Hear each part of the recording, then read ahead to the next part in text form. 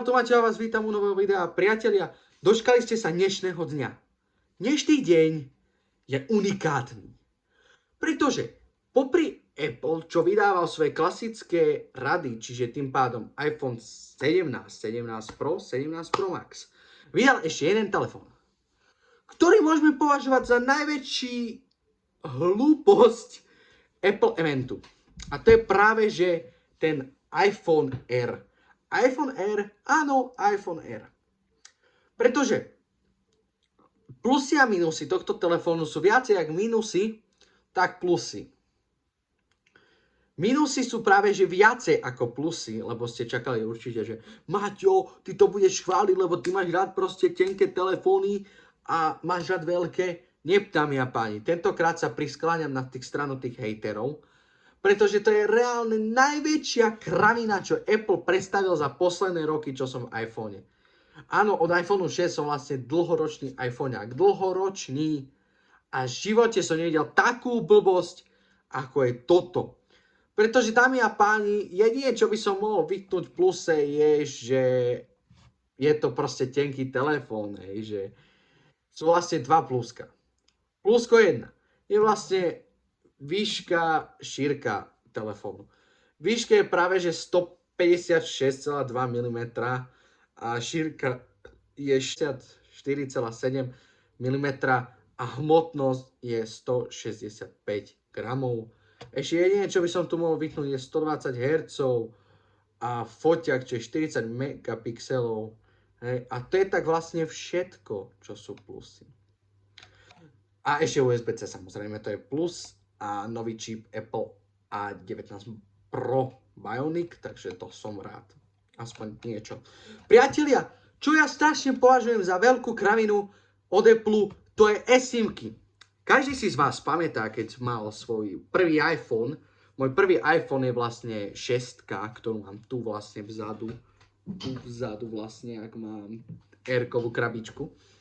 Tak tam vlastne mám všetky telefóny, tablety a všetko proste hodinky, čo som mal kedysi dávno a tak.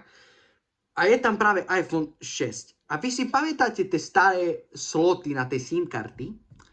A proste oni to dali proste preč, si povedali, že to musí byť unikátny telefon. Proste ja to považujem za kravinu, pretože ľudia prechádzajú vlastne z iPhoneu, aby mali proste normálny telefón, ale nemôžu mať, lebo musia mať eSIM-ku.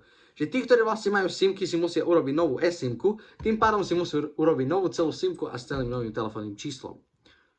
Považujem sa za veľmi veľkú kravinu. Hej, že proste tak. Priatelia, každý iPhone proste má 18 megapixelov predná kamera, proste sa to vôbec nezlepšilo, som z toho úplne sklamaný. Ale priatelia, čo každý vlastne nadáva na iPhony, každý, čo poznám, každého, čo mal iPhone, proste iPhone Air má 3150 mAh. Nevydrží vám ani jeden deň normálneho používania. Vydrží pol dňa a Apple sa uradil tým, viete čo, my vám dáme MagSafe nabíjačku na ten iPhone Air, tým pádom vám vydrží celý deň. A nemusíte vôbec nič robiť. Kámo, to je logika nulová. To nefunguje takto, ty kokos. To proste, ja keby som ja ti hodil, aby som ti povedal, na, tu máš iPhone 6, ktorý má pokazenú základnú dosku. A si to oprav ty sám.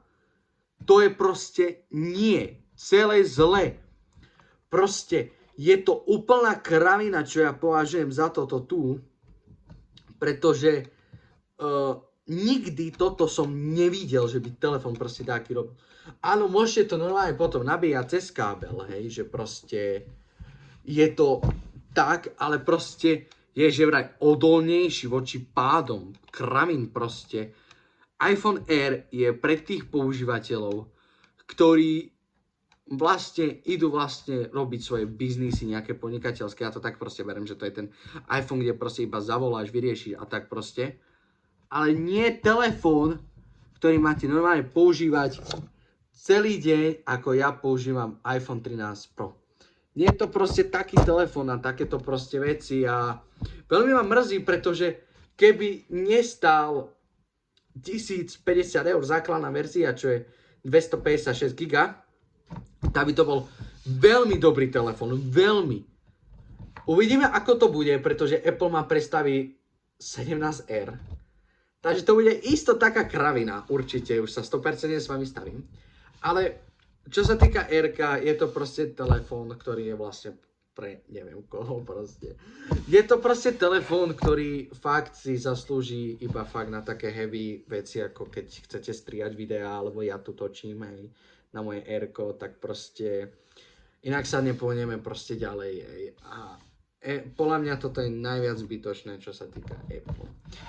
Ja dúfam, že na toto videjko páčilo, pokiaľ áno, tak dajte odber na zvonček, follow a srdiečko a sa teším na ďalšieho pekného, kvalitného videjka. Čaute.